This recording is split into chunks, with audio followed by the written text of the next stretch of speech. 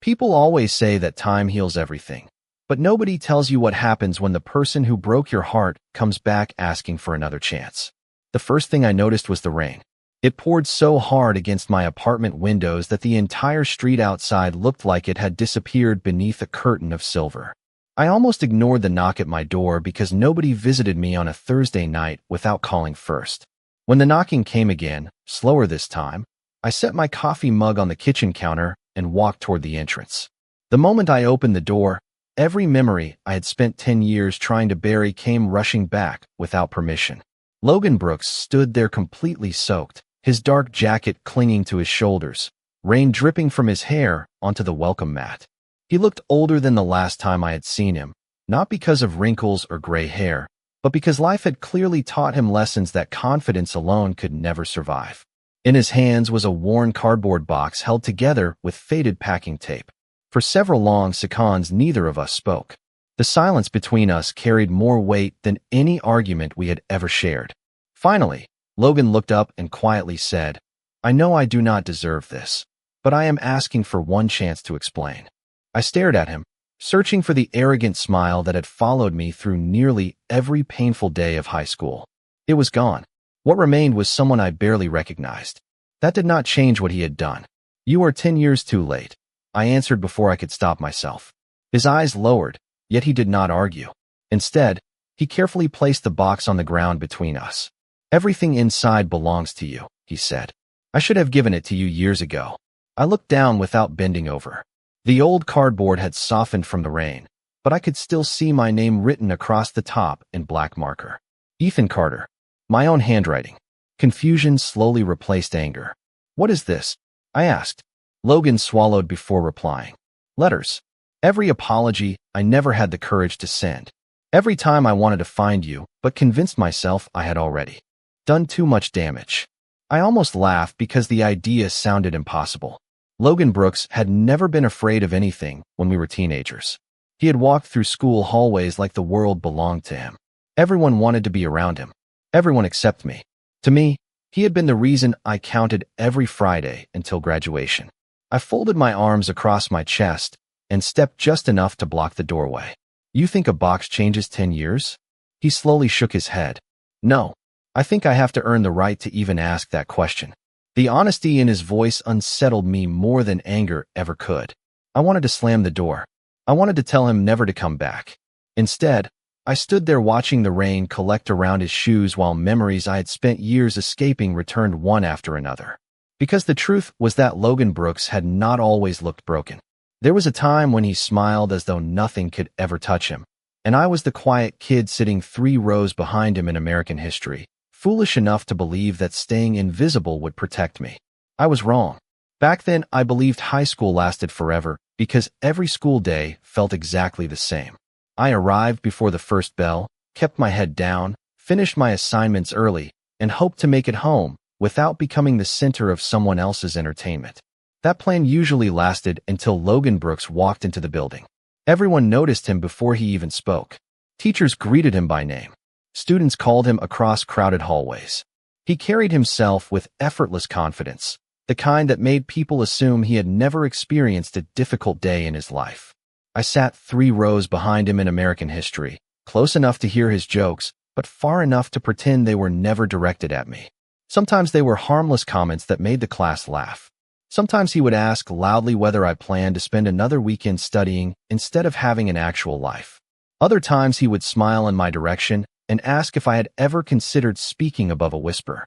None of it crossed the line into physical harm, but every remark reminded me that I was different from the people everyone admired.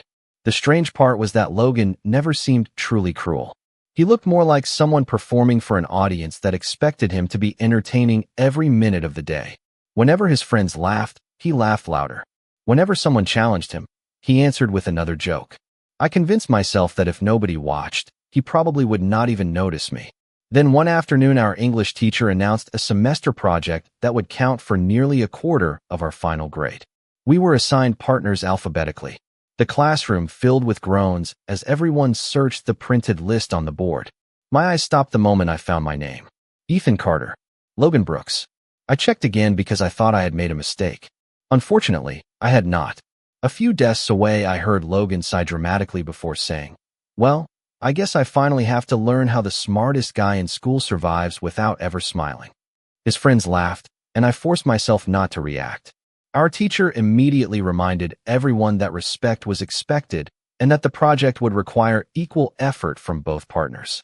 Logan simply nodded as though the warning meant nothing. After class, I packed my backpack as slowly as possible, hoping he would leave first, but instead he waited beside the door. "Library after school?" he asked. I looked at him cautiously, expecting another joke. "We should probably finish this project before either of us regrets it." There was no laughter in his voice. No audience surrounded him either. For the first time, I saw uncertainty flicker across his face before it disappeared almost instantly behind the familiar confident expression. I agreed with a quiet nod, because refusing would only create more attention than I wanted. As I walked toward my next class, I kept wondering which version of Logan Brooks was real.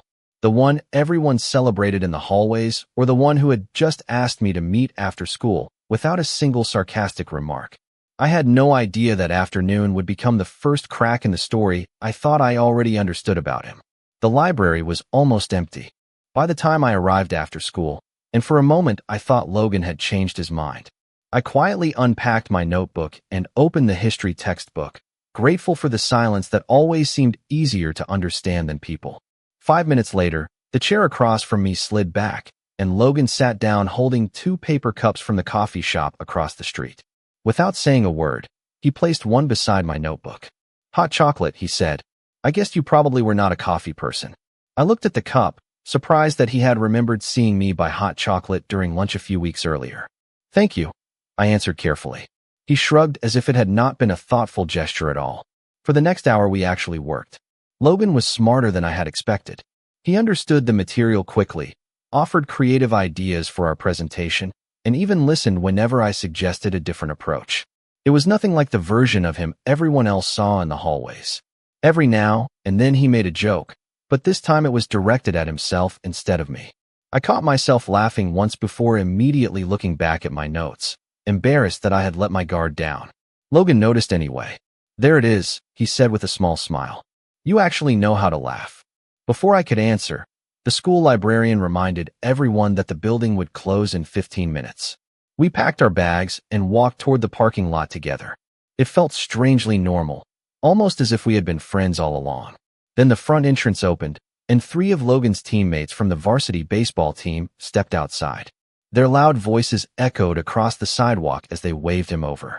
One of them looked at me and grinned. "Since when do you study with Ethan?" he asked. Logan hesitated for a fraction of a second. I noticed because I had been watching him, waiting to discover which version of him would appear. The confident athlete returned almost instantly. He laughed lightly and replied, "Relax. Somebody had to keep me from failing the project." His friends laughed along with him. It was not the cruelest joke he had ever made, but after the quiet honesty we had shared inside the library, it landed differently. I simply adjusted the strap on my backpack and started walking toward the bus stop without saying goodbye. Halfway across the parking lot, I heard footsteps behind me. Logan caught up and called my name. When I turned around, he looked genuinely uncomfortable. "I was just trying to avoid making things awkward," he explained. I studied his face for several seconds before answering. "For who?" He opened his mouth, but could not find the words. I gave him a small, tired smile that surprised even me. "You do not have to explain." Then I continued walking. The next morning, our history teacher asked for volunteers to help organize supplies for the school food drive. Before anyone else moved, I raised my hand. A few seconds later, to my complete surprise, Logan volunteered too. As our teacher smiled and thanked both of us, I had the strange feeling that something invisible had shifted between us, although neither of us understood what it meant yet. The school food drive became the first time Logan and I spent an entire Saturday together without a classroom separating us. We arrived just after 8 in the morning, and volunteers were already stacking canned food, bottled water, and boxes of pasta inside the gymnasium. Teachers moved from table to table assigning jobs, while local families dropped off donations. I expected Logan to disappear toward the students who usually surrounded him, but instead he walked over to the supply table where I was sorting labels. "Looks like we are partners again," he said with an awkward smile. I answered with a polite nod and handed him a roll of stickers. For the next several hours, we worked side by side, organizing donations, carrying light boxes across the gym floor, and helping elderly neighbors unload groceries from their cars. Away from school hallways, Logan seemed surprisingly patient. He thanked every volunteer, listened carefully whenever someone needed help, and treated every family with genuine kindness. More than once I caught myself wondering whether I had imagined the person who always seemed so eager to make jokes at my expense. Around noon, our teacher suggested everyone take a short lunch break outside beneath a row of maple trees beside the parking lot. Logan sat across from me on a wooden picnic bench, quietly eating a turkey sandwich while looking unusually distracted. After several minutes, he finally spoke. "Can I ask you something?" I shrugged. "Sure." He stared at the unopened bottle of water in his hands before looking back at me. "Do you really think I am a bad person?" The question caught me completely off guard. I had expected another joke, not honesty. I thought carefully before answering because I did not want to be unfair. "I think you care too much about what other people expect you to be." Logan looked down without saying anything. A slow breeze carried fallen leaves across the grass between us, while laughter echoed from other volunteers nearby. After a long silence, he quietly admitted, "Sometimes it feels easier to be the version everybody already believes." Before I could respond, several of his baseball teammates walked toward our table carrying sodas and bags of chips. Their energy instantly changed the atmosphere. One of them grinned when he noticed us sitting together. "There you are, Brooks. We thought Carter had kidnapped you for another study session." Logan forced a laugh that sounded less convincing than before. This time, however, he did not add another joke at my expense. Instead, he simply stood up and said he would catch up with them later because he still needed to finish organizing donations. His friends exchanged puzzled looks before walking away. I pretended not to notice, but inside I recognized that something had changed. It was only a small decision, almost invisible to everyone else. Yet it was the first time I had seen Logan choose his own actions instead of following the expectations around him. The afternoon passed quickly, and by the time the last donation box had been loaded into a delivery truck, the sun was beginning to set beyond the football field. As we carried the final empty container back inside the gym, our teacher thanked both of us for working so well together and suggested that we make an excellent team. Logan smiled politely, but there was a thoughtful look in his eyes that stayed with me long after I climbed onto my bus. I had no way of knowing that graduation would soon send us down completely different roads, and that the next chapter of our story would not begin until many years after both of us believed the past had been left behind. Graduation arrived quietly, almost as if the years between us had never carried so much weight. We walked across the football field beneath bright June sunshine, collected our diplomas, smiled for family photographs, and then drifted into separate futures without saying goodbye. I left town a few weeks later to attend college nearly 300 miles away, determined to build a life that had nothing to do with the version of myself who had always looked over his shoulder. The distance helped more than I expected. I found friends who appreciated quiet conversations, professors who challenged me to think differently, and eventually a career designing community education programs that gave me a genuine sense of purpose. The memories of high school never disappeared completely, but they slowly lost the power to define every decision I made. Every now and then I would wonder what had happened to Logan Brooks, usually after seeing someone from our graduating class post old photographs online. His name appeared less and less as the years passed. Rumors traveled through social media the way they always do. Someone claimed he had moved to another state. Someone else said he had started a successful business. Another person mentioned that he had disappeared from almost every reunion and class gathering. I never searched for the truth because I believed some chapters were healthier left unopened. Nearly 10 years passed before fate decided otherwise. Then, on one rainy Thursday evening, the past stood outside my apartment, holding a weathered cardboard box with my name written across the top.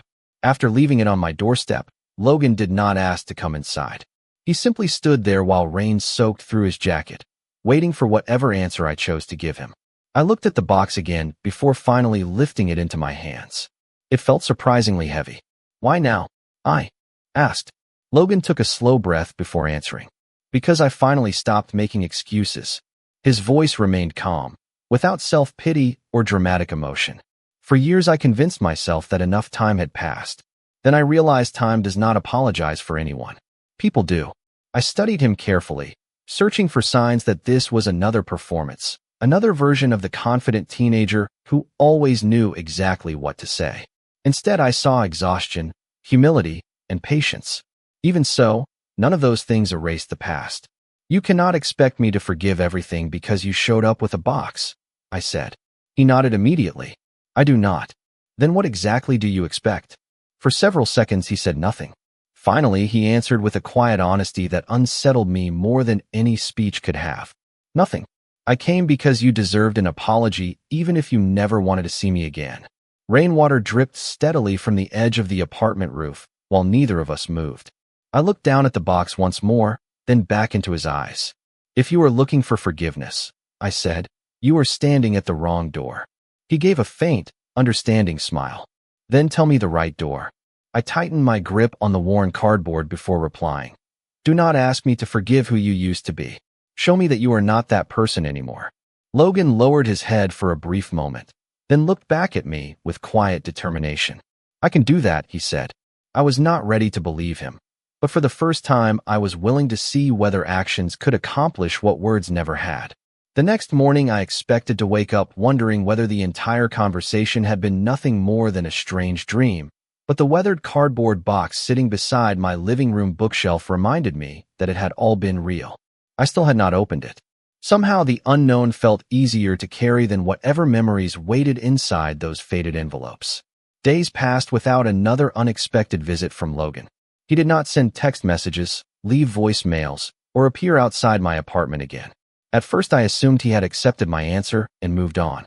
Then small things began happening in ways that felt almost invisible. One afternoon I arrived at the community center where I worked and discovered that a volunteer group had quietly repaired several aging bookshelves we had planned to replace with money we did not have. My director mentioned that someone had anonymously donated both the materials and the time. A week later, during one of our neighborhood literacy events, I noticed Logan helping unload folding tables from a pickup truck before greeting everyone else with the same polite smile he had once offered elderly families during our high school food drive. He never walked toward me. He never interrupted my work. When our eyes briefly met across the parking lot, he simply nodded before returning to the volunteers assembling chairs for local children and parents. I asked one of the organizers whether they knew him. She smiled warmly and said he had been volunteering for several months, always arriving early and leaving after everyone else without asking for recognition. That answer surprised me because I had never seen Logan willingly stand outside the spotlight when we were teenagers. Even then, I refused to let a few kind actions erase years of painful memories. People could change for an afternoon. Changing for a lifetime was something entirely different. Over the following weeks, our paths crossed several more times at community events, local fundraisers, and neighborhood cleanups. Each encounter followed the same quiet pattern. Logan treated me with respect, never forcing a conversation longer than I seemed comfortable having. Sometimes he simply wished me a good afternoon before walking away. Other times we exchanged a few ordinary words about the weather or the success of an event, nothing more. The strange part was not his patience. The strange part was how consistent it remained. There were no dramatic speeches, no desperate attempts to convince me that he deserved forgiveness, and no expectation that every good deed should immediately erase the past. One Saturday afternoon, I finally decided to open the cardboard box. Inside were dozens of neatly stacked envelopes arranged by year, beginning only a few months after our graduation. None had ever been mailed. The first letter was painfully simple. It did not ask for sympathy or excuses. It only said that he had realized too late how often he had chosen approval from other people over basic kindness. Another letter described seeing someone else become the target of careless jokes at work and finally understanding what he had contributed to years earlier. I closed the box before reading any further because the weight pressing against my chest had become difficult to ignore. For the first time in 10 years, I found myself asking a question I had never wanted to consider. What if the person standing in front of me today truly was no longer the teenager I had spent so many years trying to forget? Over the next month, I finished reading every letter inside the box, although never all at once. Some evenings I managed only a single page before placing everything back inside and walking to my apartment window to clear my thoughts. None of the letters asked me to forgive him. None of them tried to explain away the choices he had made in high school. Instead, they described the slow and uncomfortable process of realizing that becoming a better person required accepting responsibility long before anyone offered redemption. I wanted to believe those words, but trusting someone who had once made you question your own worth was never as simple as turning another page.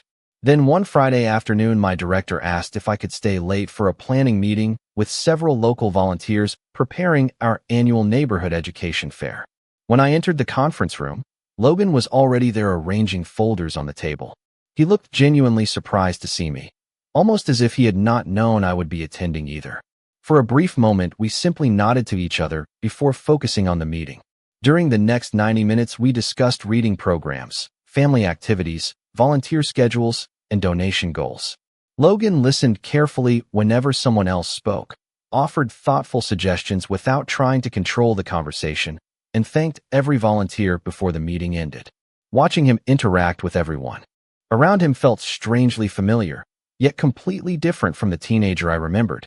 As people began leaving, I stayed behind to collect leftover papers while Logan quietly stacked empty coffee cups into a recycling bin. Finally, he looked toward me and asked, "Would it be all right if I walked with you to the parking lot?" I considered the question before giving a small nod. The evening air was cool, carrying the first hints of autumn as we crossed the sidewalk beneath rows of changing trees. Neither of us spoke until we reached my car. "I appreciate that you have been reading the letters," Logan said softly. I looked at him with surprise. "How did you know?" He smiled just enough to show quiet understanding. "Because you have not avoided me anymore." I folded my arms and leaned against my car door. "Do not mistake that for forgiveness." "I do not," he answered immediately. "I know there is still a difference." His calm response made it impossible to argue. After a long silence, I finally asked the question that had been growing inside me since opening the first envelope. "Why did you wait so many years?" Logan looked toward the fading sunset before speaking. "Because for a long time I thought feeling guilty was the same thing as changing. It was easier to regret my past than to become someone who deserved a different future." He let out a slow breath. "By the time I understood the difference, I was afraid you would never even open the door." I looked at him carefully, remembering the confident boy who had once hidden behind laughter every time life became uncomfortable. The man standing beside me now did not hide behind anything. "You still have not asked me to forgive you," I said quietly. Logan shook his head. "That decision belongs to you, not me." As he turned to leave, I heard myself calling his name before I had time to reconsider. He stopped and looked back with quiet hope in his eyes. "Would you like to help at the education fair next Saturday?" I asked. His smile was small, grateful, and completely free of expectation. "I would be honored," he replied, and for the first time in many years, the future no longer felt completely separated from the past. The education fair brought together more families than anyone on our team had expected. Children hurried between reading stations with colorful bookmarks in their hands while parents filled the community center with quiet conversations and grateful smiles. Logan arrived before sunrise to help unload tables, organize activity kits, and greet every volunteer by name. He worked without drawing attention to himself, never mentioning our past, and never trying to stay close to me unless the event naturally placed us together. Throughout the morning, I found myself watching him almost by accident.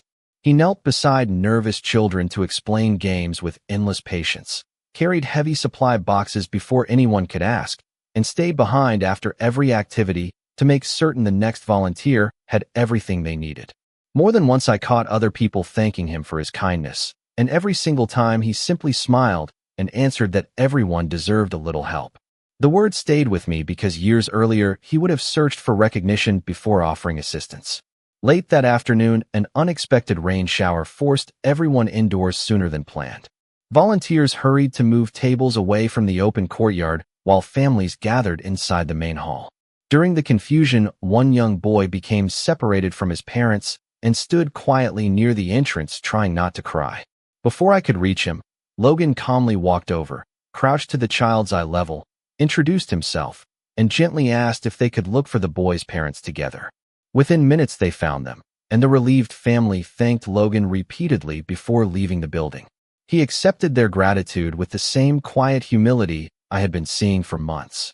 When the final visitors departed and the last folding chairs had been stacked against the wall, only a handful of volunteers remained to clean up.